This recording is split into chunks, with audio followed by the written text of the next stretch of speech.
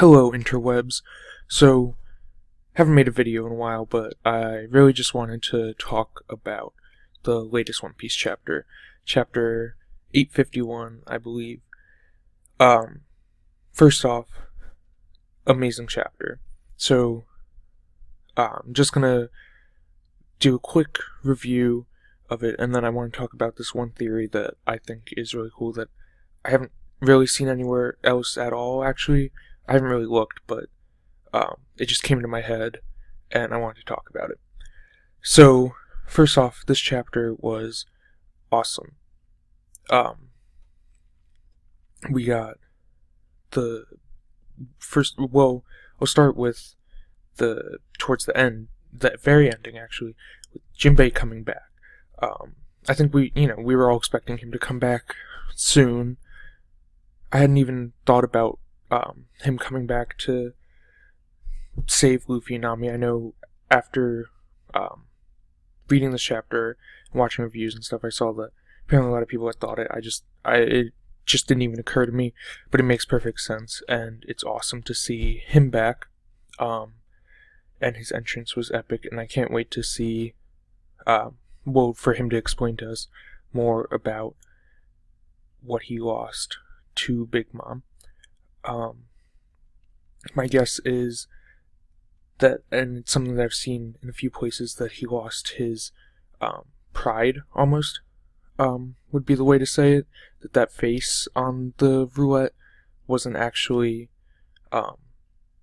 death or losing the head, but was the loss of pride, because we saw people talking about how Jinbei had fallen and how he groveled to Big Mom and stuff, and they were like laughing at him.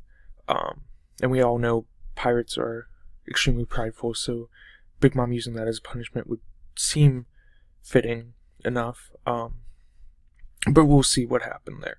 Maybe he lost a few years off of his life or something. Maybe he struck some other deal with her, like Pedro had. I don't know. We'll have to wait and see. That's gonna be awesome, but I don't think we're gonna find that out until probably the end of this arc, or if Jinbei comes into contact with Big Mom, with other characters around, maybe she'll explain it to them. Oda likes to do stuff like that, like have other characters explain secrets, to make it more dramatic.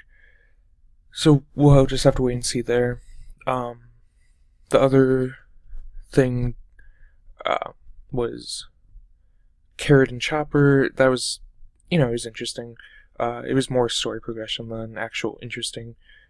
Seemed more like Oda saying, we have to get them out of here. They're the ones that are going to propel us to the next part of this arc, so because they're going to be the ones to come in contact with Sanji first, it seems. Or, well, not first, because Luffy and Nami already have, but to re-encounter Sanji now that he's fallen so far. So that wasn't really much. That was just Oda showing us that, yeah, they now have a clear path on how to get out. And then, next thing I wanted to talk about was Brook versus Big Mom. So, a few things here first. First off, wow. The art, Oda did a great job there. The dialogue, Brook's lines were incredible. I'm sure you've seen it in other reviews and stuff, people talking about how just awesome it was that Brook's like, yeah, I mean, it's not really up to you, and it's not up to me what happens with Sanji. Like, Brook's just saying, yeah, you're a Yonko, and I'm Sanji's crewmate, but we don't have a role here. We're just along for the ride. Like, Sanji's extremely prideful, and dedicated, and when he sets his mind to something, he's gonna do it, and he said he's gonna go through with this, so he's probably gonna do it. But Luffy overcomes obstacles. We've seen it time and time again. That's what Brook's saying. So he's saying, basically, what we're doing won't affect that. Even you, who's a Yonko, and who seems to be in control of this situation, yeah, this is really between Luffy and Sanji. If Sanji's coming back or not, it's because of something they do, not something anyone else does.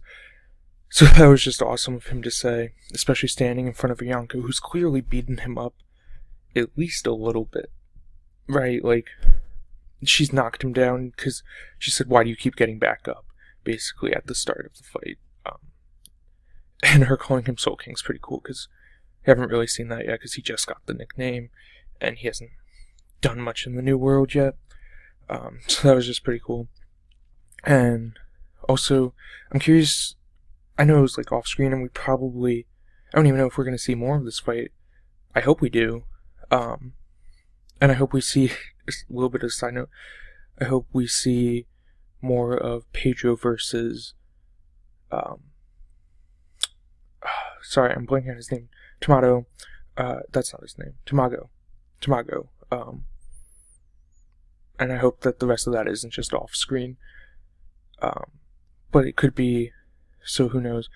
But anyway, I'm curious to know, with the beginning of this fight, was Big Mom just kind of toying with Brooke to try, because she doesn't want to kill him, because she wants him for her collection? Did she want to get information out of him? Or was she going all out, and because of maybe Brooke's soul powers, for lack of a better term, she just wasn't able to beat him right away? So I'm curious to see how hard Big Mom was really trying at the beginning of this fight, how much she really knocked him down for him to be able to still get back up.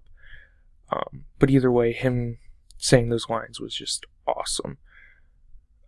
And then, obviously, the last thing was talking to Reiju, the revelation of her devil fruit, which was just literally mind-blowing. We'll see how that plays out. It might not even come into effect because it seems like she needs to have her opponent sitting down, or not necessarily, but like still, like it's not something that seems useful in battle. So we'll see what happens there with that. There are a few interesting ways it could be used, and in my theory, which I think I seem to be running long on time, so I'm probably just going to do it in a separate video. I might talk about how that might be used a little bit, but that wasn't the main point of that theory. But then the other thing is, obviously, Sanji. He goes to light a cigarette, and he can't even light the flame, so he's got, like, nothing now. And he drops the bouquet, and he's, like, obviously going to walk away. And it's really interesting, and this is mostly what I'm going to talk about in my theory video, which again I'm going to do in a separate video because I'm running a bit long on time. He holds on to the food because that's who Sanji is. He can't let food go to waste. So that's going to be really interesting, and if you want to know what I think about that, check out the next video I'm going to do. Excuse me. But yeah, it was heartbreaking. As much as sad as this story's been for Sanji, that, like, seems to be the low point. Like, I don't think it can get much worse than that, but we're just gonna have to see. So anyway, overall this chapter was awesome, and that's just why I had to make a video about it, just talking about it. So, stay classy, interwebs, and if you want to hear more about this, check out my next video on a theory I'm gonna do.